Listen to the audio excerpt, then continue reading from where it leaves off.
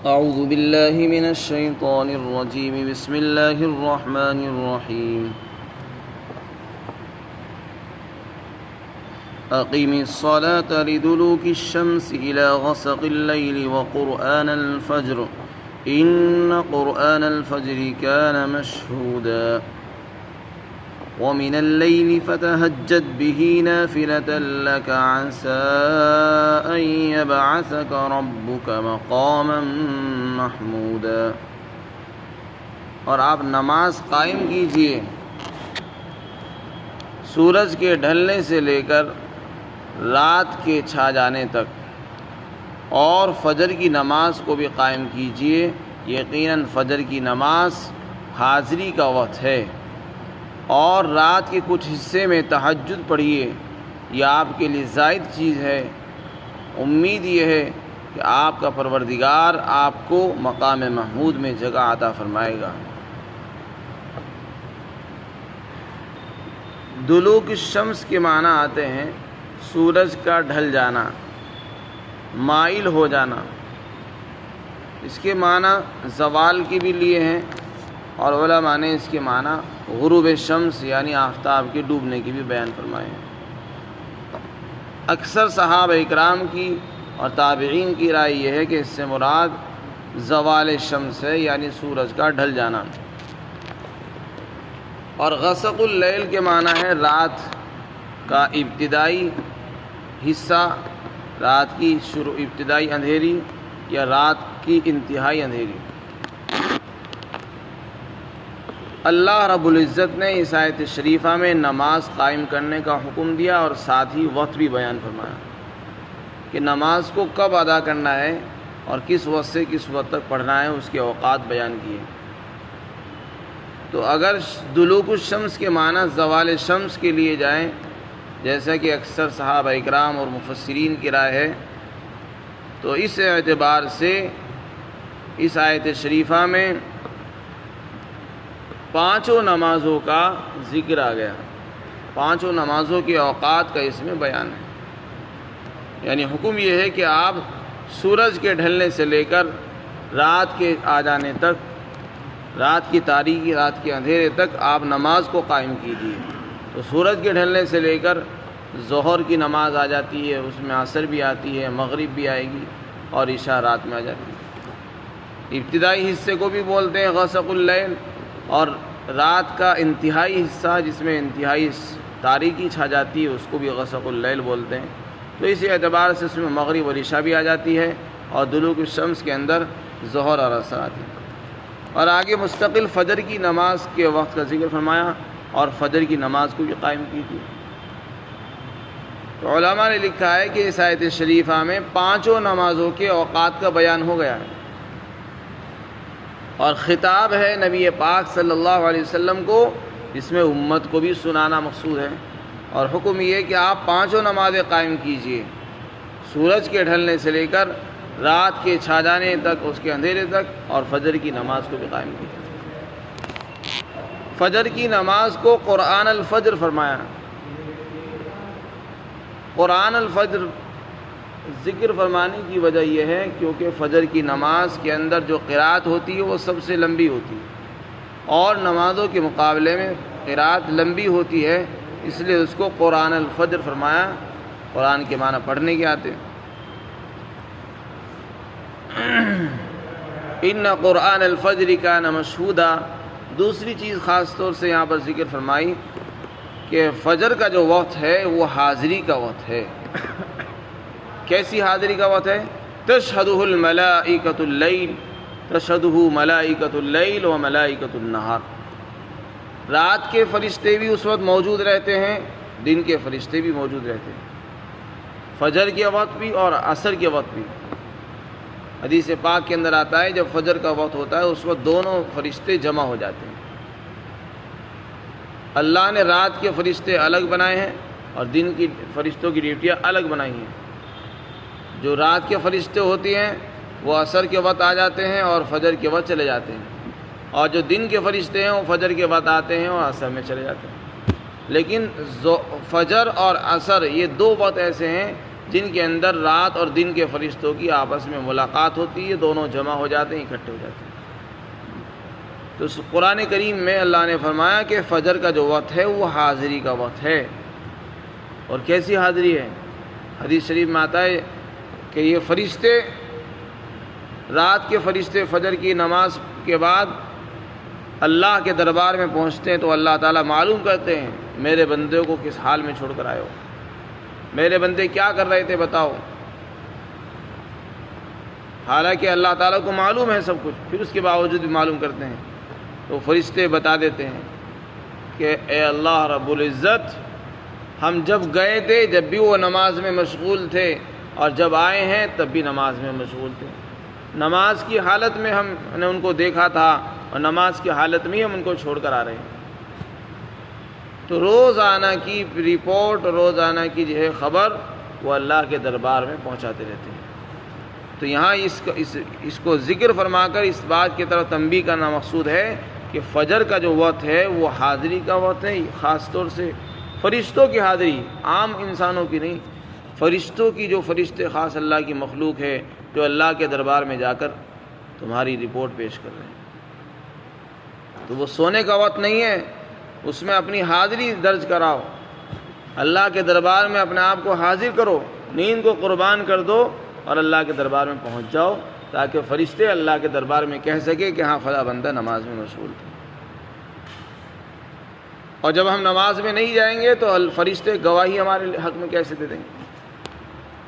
اور جب گواہی اللہ کے دربار میں نہیں جائے گی تو پھر ہمارے سارے کام، دنیا کے سارے کام مشکل ہو جاتے ہیں۔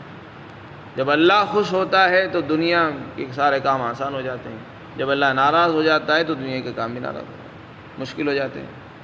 تو فجر کی جو نماز کا وقت ہے وہ فرشتوں کی حاضری کا وقت ہے، اور فرشتے اللہ کے دربار میں جاتے ہیں۔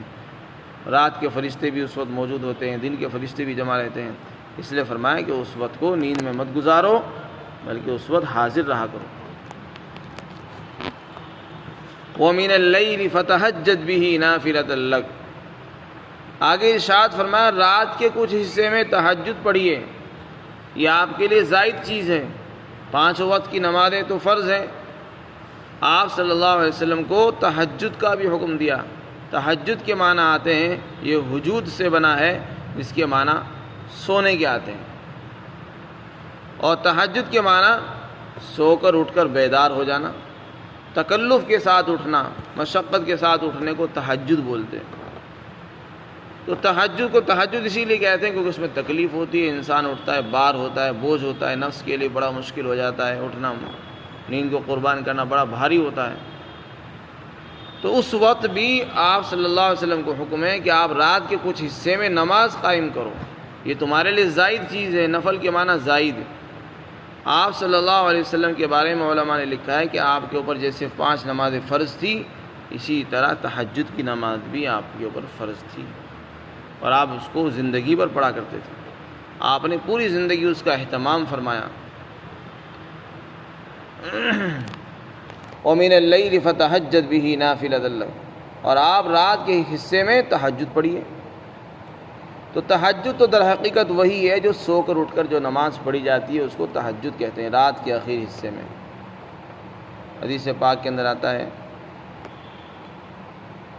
کہ اگر جو آدمی وتر کی نماز کے بعد 2 رکعت پڑھ لیتا ہے، نفل پڑھ لے، تو وہ قیام اللیل کے اندر شمار ہوتی ہے، اس کے حساب میں لگ جاتی ہے۔ اور جو آدمی بیدار ہو جائے، جس کو بیدار ہونے کی ہمت ہو، اس کو چاہیے کہ وہ تہجد پڑھے، اور اگر تہجد نہیں پڑھ سکتا تو سونے سے پہلے وہ نفل پڑھ لے۔ تو وتر کی نماز کے بعد جو آدمی 2 رکعت نفل پڑھ لے، وہ اس کے لیے تہجد میں یعنی قیام اللیل کے اندر شمار کی جاتی ہے، اس کو قیام اللیل میں شمار کیا جاتا ہے اور اس کے حساب میں لگ جاتی ہے۔ اس کے بعد اگر اللہ توفیق دے دے تو اٹھ کر دوبارہ سے نماز پڑھ لے تو وہ تہجد کہلائے گی، اور اگر آنکھ نہیں کھلے گی تو وہ جو 2 رکعت نفل پڑھی تھی وہ اس کے حساب میں لگ جائے گی۔ تو اگر انسان کو اپنے اوپر اعتماد ہو اور کوشش کرنی چاہیے کہ اٹھنے کی، تو اس سے بہتر کوئی چیز نہیں ہے۔ اس لیے کہ تہجد میں جو مشقت ہے، اور اس مشقت کے بعد اللہ کی طرف سے جو انعامات ہوتے ہیں، انسان کی جو تربیت ہوتی ہے، اور بھاری بھاری کاموں کو اٹھانے اور اس کو برداشت کرنے کا جو مادہ پیدا ہوتا ہے وہ تہجد سے ہی ہوتا ہے اور سو کر اٹھ کر ہی ہوتا ہے۔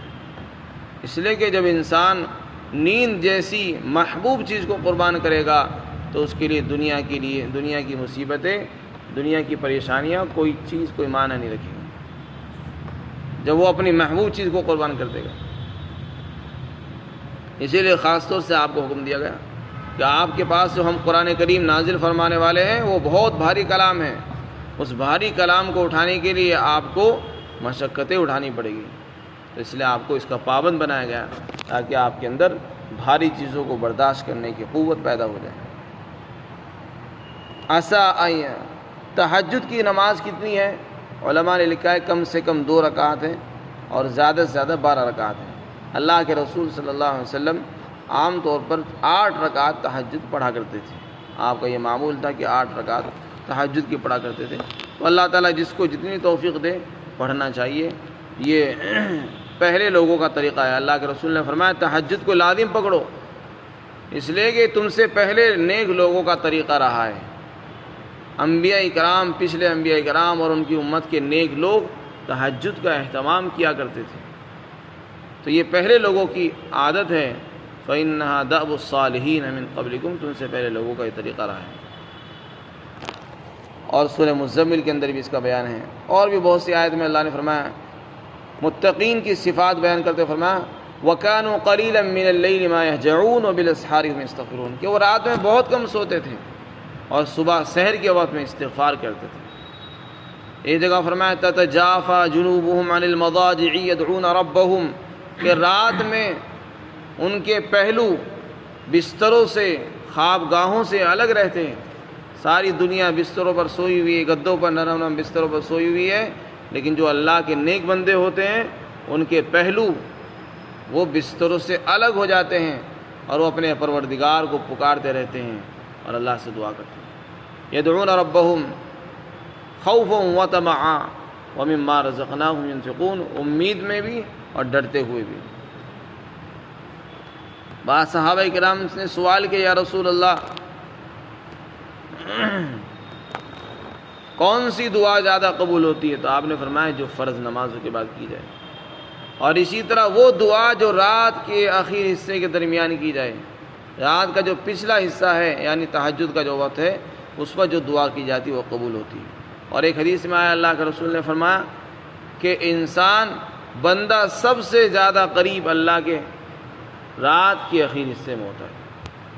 جو تہجد کا وقت ہے وہ اللہ سے قربت کا اور نزدیکی کا وقت ہے، اس وقت جتنی قربت ہوتی ہے وہ کسی اور وقت نہیں ہوتی، اس لیے کہ ذہنی اعتبار سے بھی انسان کو سکون حاصل ہو جاتا ہے اور دنیا کے اندر بھی سکون ہو جاتا ہے، اور دوسرے خیالات اور دن بھر کی جو مشغولیات کی تکان ہوتی ہے وہ بھی دور ہو جاتی ہے۔ اس وقت صرف انسان اللہ کو پکارتا ہے اور اس کی پکار اللہ تعالیٰ سنتے ہیں۔ پھر آگے ارشاد فرمایا ان قریب اللہ تعالیٰ آپ کو مقام محمود میں جگہ عطا فرمائیں گے۔ یہاں پر اللہ کے رسول صلی اللہ علیہ وسلم سے اللہ تعالیٰ نے مقام محمود کا وعدہ فرمایا۔ اس میں آپ صلی اللہ علیہ وسلم کے لیے تسلی ہے۔ مشرکین کی طرف سے آپ کو جو مصیبتیں پہنچتی تھی، اور بہت سے مشرکین ہیں جیسے کہ پچھلی آیتوں میں آیا کہ انہوں نے آپ کو دین سے ہٹانا چاہا، قرآن سے دور کرنا چاہا۔ آپ حجر اسود کا بوسہ استلام کر رہے ہیں، ان کو بوسہ دے رہے ہیں، تو انہوں نے کہا آپ ہمارے بتوں کو بھی چھو کر دیکھ لیجیے۔ تو آپ ان کی طرف مائل ہونے والے تھے، اللہ نے آپ کی حفاظت فرمائی، تو اللہ تعالیٰ نے ان کی مصیبتوں کے اوپر آپ کو تسلی دی، اور اس کے بدلے میں آپ کو جو مقام محمود عطا فرمایا اس کا یہاں پر بیان ہے۔ مقام محمود کسے کہتے ہیں؟ مقام محمود نام ہے شفاعت کبریٰ کا۔